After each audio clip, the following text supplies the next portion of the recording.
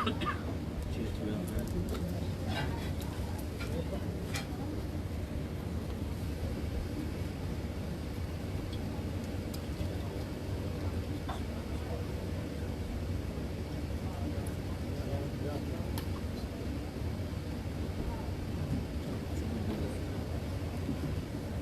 بالله من الشيطان الرجيم.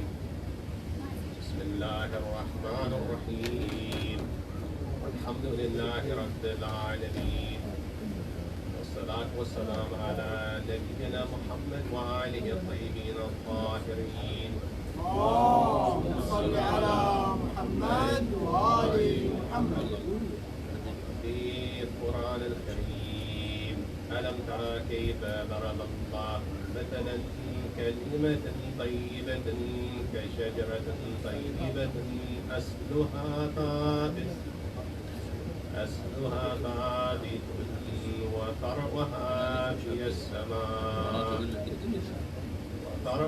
في السماء تؤتي أكلها كل حين بإذن ربها ويضرب الله الأمثال للناس لعلهم يتذكرون. ومثل كلمة خبيثة كشجرة خبيثة أجتثت من فوق الأرض ما لها من قرار. السلام عليكم ورحمة الله وبركاته. أعظم أجركم وأجرنا بمصابنا بأبي عبد الله الحسين عليه السلام. The subject for tonight, brothers and sisters, is who is the Shia? Alhamdulillah, we all here are Shia. So the subject is for us. For us Shia. And not for other than that. So the question is, who are the Shia? These ayat we just read, I want to translate them, inshallah, to English. The ayat, it comes from Surah Al-Ibrahim, ayat 24 to 26. And it can be best translated as, do you not see how Allah has given the example of a good word?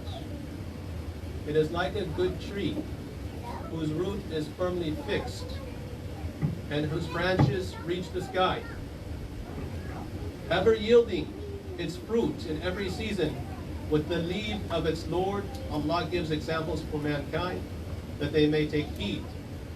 And the example of an evil word is that of an evil tree uprooted from the surface of the earth, wholly unable to endure. So Allah has given in this ayah an example, and He has compared the faith, and He uses al-kalima, meaning the faith, to a tree. Inshallah, in this we're going to talk about some connection between the belief and the actions. You see, my brothers and sisters, the belief and action are not separate. They're in fact one reality, just like the tree.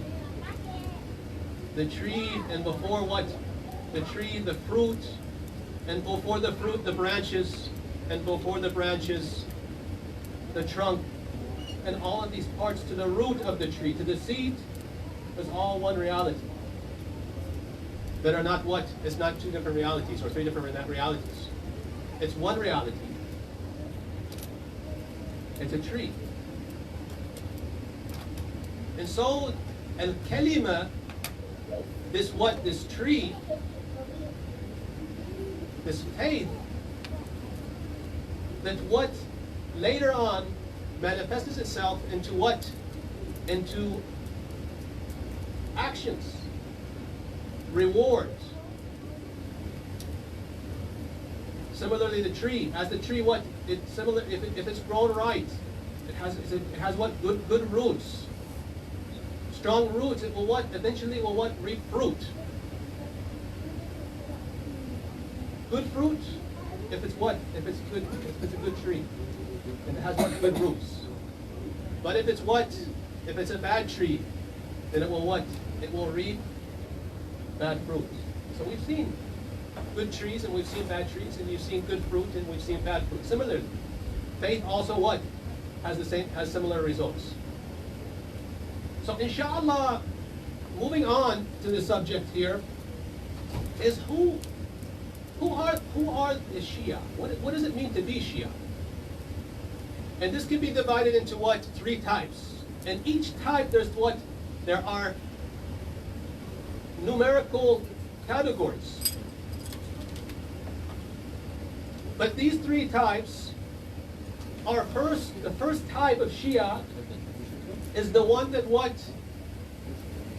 has pure belief and actions. Pure belief and actions.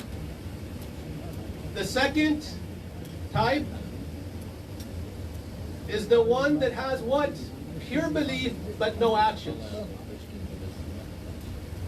And the third type of Shia is those that have impure beliefs and impure actions.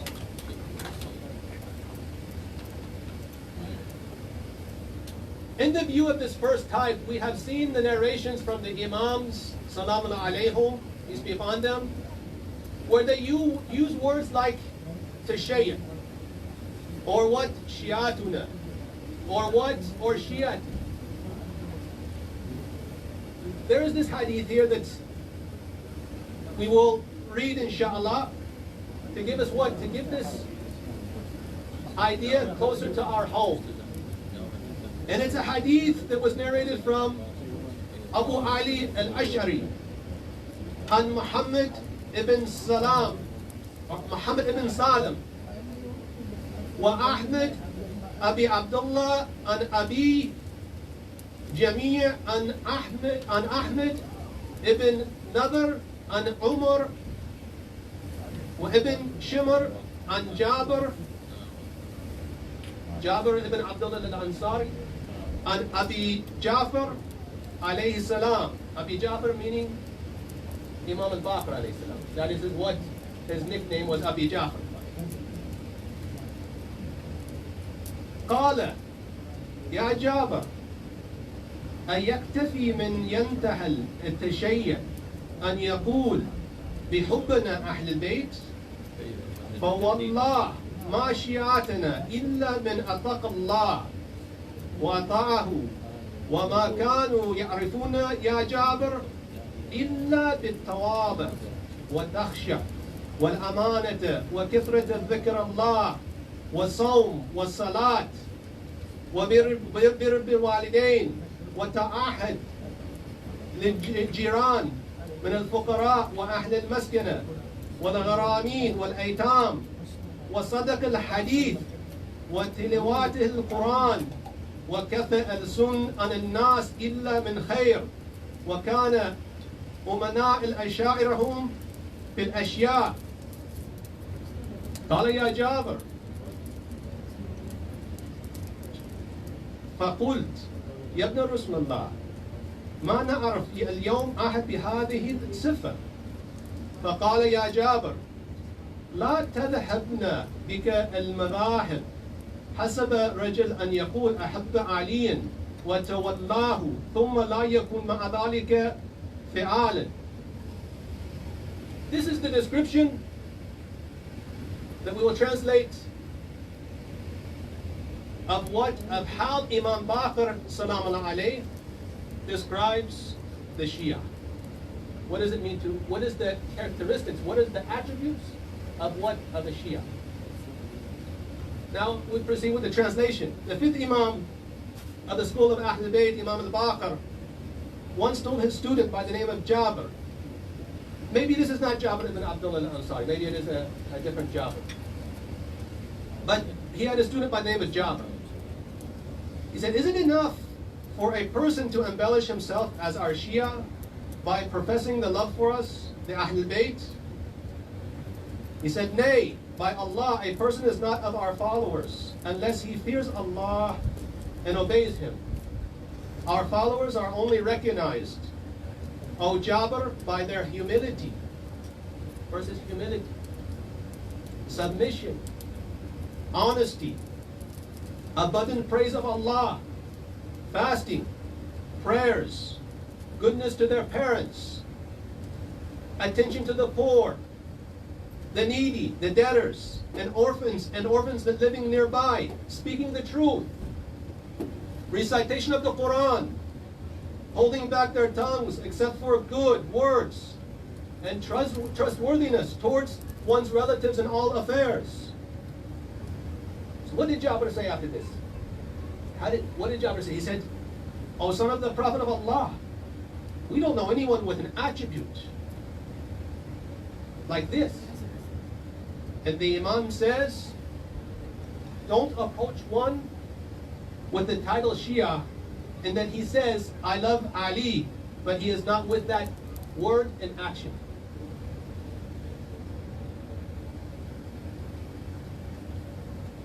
These words with what? No action. So this is the first what type of Shia. This is the real Shia, the truth Shia. But there are other types of Shia that we're going to talk about. So what is the second type of Shia? Second type of Shia are those that have pure belief, but their actions are tainted, or maybe they don't have any actions. And that can be divided into what? That there can be divided into several categories. But we're going to elaborate upon this a little bit. When we say there's no action, there's two types of this. When we say there's no action, or the action is it is tainted. There are those that believe in the Imams of Ahlul Bayt, and they believe in that is an obligation upon them to obey the Ahlul Bayt, salamun alayhum. These people, they are committed to the Sharia. They're committed, they have a commitment there. But what is the problem? What is their situation? Is that they have sins upon them. They have a mixture of good deeds and bad deeds. The second type is similarly to this, the second category is similar to the first category, except they don't have any commitment to the Sharia. So the first one is they're committed to the Sharia, the second one they're not. The first category that believed in the Imams but are not, that are committed, but they have sins upon them. These people, their result is that in this life, and after they pass away, before the Day of Judgment, in this world we call Al-Barzakh, this immaterial world that the spirit travels to after he leaves this world, these people, this group, the first category, of the second type, will be afflicted with punishment. Whereas the second type, that didn't have any commitment to the Sharia, they will They will stay in that barzakh, that immaterial world, until they are completely purified. And at that point, and when they get completely purified, they will await Allah's judgment, and Allah will decide, will they go to will they be saved or not?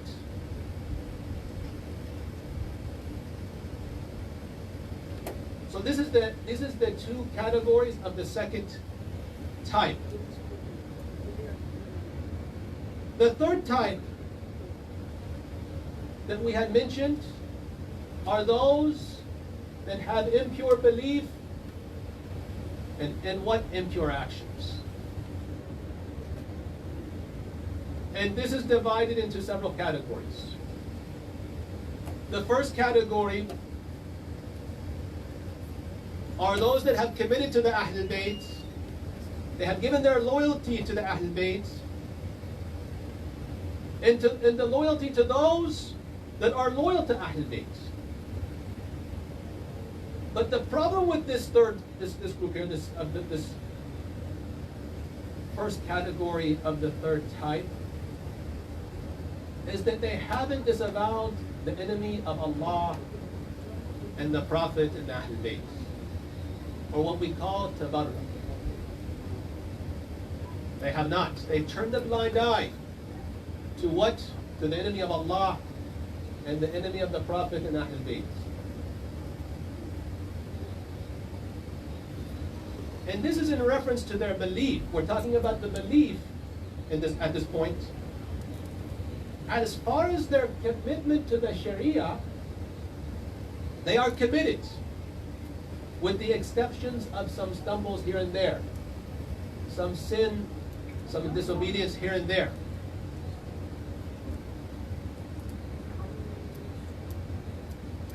Even in the case that these people were to disavow the enemies of Allah, that have not actually pointed to those real enemies, even in some of these people, this group here, they have what? They have tabarra, but they haven't what? They haven't pinpointed to who this disavow is to. They said we make tabarra. We disavow the enemy. But they haven't what? They haven't identified who that is.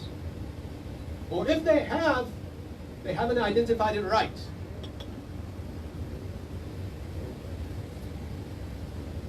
So that the reaction or the action or the reaction of them is that they have made taqiyya, that they have hid their faith,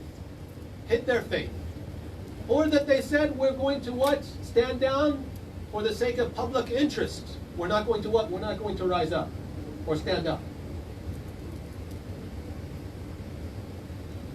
If there occurs this hiding of the faith,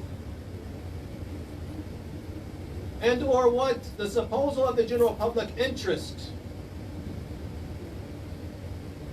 This right here, this act of taqiyya and what? And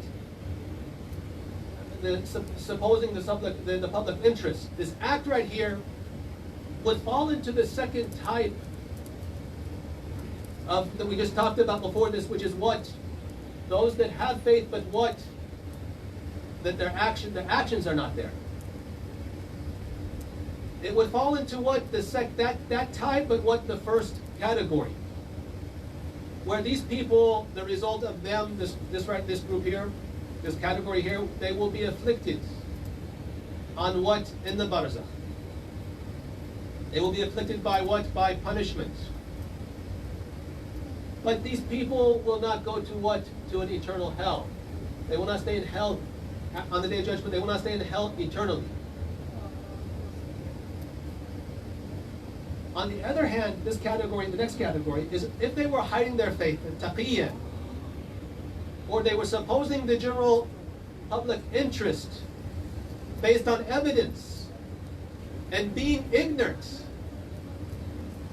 qasr, being ignorant, but not what? Muqassar, being negligent. This group would fall into the second category of the second type that we mentioned, which is they will stay in what? They will be afflicted in the barzakh before the Day of Judgment. And they will await Allah's judgment, where maybe what? Maybe He will forgive them, but maybe He won't. Sometimes we hear in the Quran about this. This is not to get off the topic of al-mustad'afin. Al-mustad'afin, al-mustad'af. And so this is similar, the ruling on this, the hukm on this one is similar to what? To the mustad'af. The next category is the category that gave allegiance to both Ahl al-Bayt. They gave allegiance to both Ahl al-Bayt and those that opposed Ahl al-Bayt, and took the right, usurped the right from Ahl al-Bayt. And these people are useless, whether they committed to the Sharia or they didn't commit to the Sharia, it doesn't matter.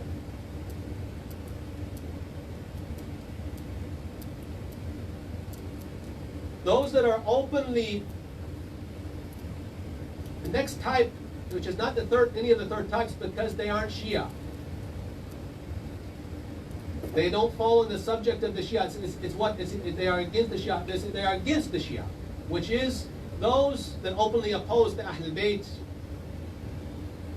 They openly oppose the Ahl Bayt, openly, such as the Khawarij.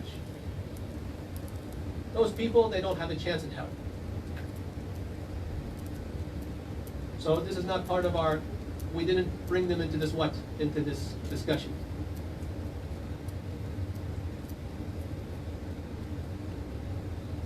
But, and as far as the first type, they're a part of the first type, which is what? Those that are pure, the purest of the pure. And what? In faith and action. When we see people like Zuhair ibn Qayyim, when we see people like Habib ibn al-Mudahab, when we see these what? Al-Hur ibn Yazid al-Riyahi, when we see these Shia, we can see what? We can see that they're really, truly, they are the Shia in what? Of action, of faith and action. They are of that Shajar al-Tayyiba, that good tree. So this is really not really the focus of this discussion. The focus of the discussion is the second type and the third type that most of us fall into.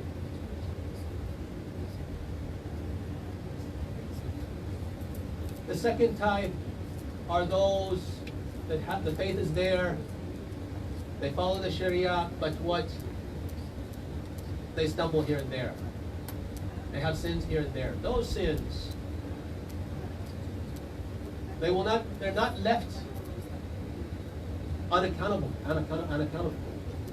Those sins, if one doesn't make a sincere tawbah here before they pass on to the next life, to al-barzakh, and they haven't paid for what that sin here in this life, they will pay for it there. They will be afflicted there. As for the third type of those that didn't join neither the first category or the second category, those people aren't truly Shia. And they're not truly loyal to Ahlul Bayt. They are what Shia Majazi. What Majazi means, what? Figuratively speaking. Remember, the third type is the ones that what? Just to remind us so that we zoomed out, on that part. The third type are the ones that neither faithful nor they have action. Neither faith nor action. This is the third type that we're talking about. These people are not true Shia. They are Shia figuratively speaking, Majazi. Furthermore, when we say they're lovers of Ahlul Bayt, when we say love Ahlul Bayt, it also is a figure of speech. Why? Because one that loves Ahlul Bayt, they will what? They will be loyal to Ahlul Bayt. And to be loyal to Ahlul Bayt means to what? To deny what? Loyalty to other than Ahlul Bayt.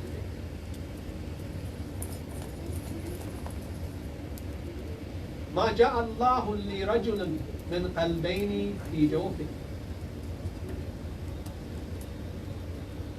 Allah has never put two hearts within one person's mind.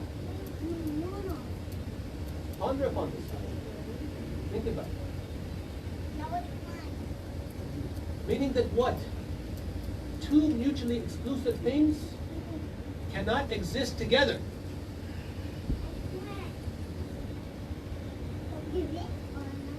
evil and good cannot mutually exist together because they what? They are opposed to each other. Meaning that what? A person cannot be loyal to Allah and be loyal to what? Aduullah and what? Those that are what? Loyal to Allah. It cannot be what? The friends, the lovers, those that are loyal to Allah and those what? That are disloyal to Allah and what? Those that are loyal to Allah. It doesn't what? It's a contradiction in itself. Loyalty and love and what? And being a Shia is being only exclusively to those, to Allah and to those that Allah what? Appointed. That's it. So there are those Shia that are Shia, while those that are figuratively speaking Shia. It's what? A figure of speech. And there are those that what? Are really loyal to what? To the Ahlul Bayt. And there's what? Those that what? Are just a matter of what? It's a figure of speech that they're loyal, and that they are loyal to Ahlul Bayt. And the same with love. Those that what? Are really love Ahlul Bayt, and those that what? It's a figure of speech. In conclusion of this speech, dear brothers and sisters, we have to go back and think about ourselves. We have to go back and measure our faith and measure our actions. And see, where are we? Where are we in what? In following the Ahlul Bayt, in giving our loyalty to the Ahlul Bayt, in loving the Ahlul Bayt. And where are we what? Towards the enemies of what? Ahlul Bayt. If the Ahlul Bayt, if Imam Mahdi has reappeared today, will we be beside him? We don't need to travel too far though to understand this. Because the Imams have asked us, have ordered us to do things in our life, do actions in our life, to commit to things such as the salat, the fasting, all of these things that we mentioned in the beginning of this speech. Bir al-walidain, the sadaqah, the aitam, the Quran. Where are we? Each of us will have to go back. We should be doing this every day, at least once, as what? Accounting for ourselves. Tahasab. Before tahasab taraqib. Keeping track of ourselves, watching after ourselves, accounting for ourselves. Well, this is the small, basically this is the speech I have prepared for tonight, inshallah. And these speeches, this podium is open for all. So anybody that wants to prepare something that is beneficial to the community, you're most welcome. وآخر دعوانا الحمد لله رب العالمين وصلى الله على محمد وآله الطيبين الطاهرين.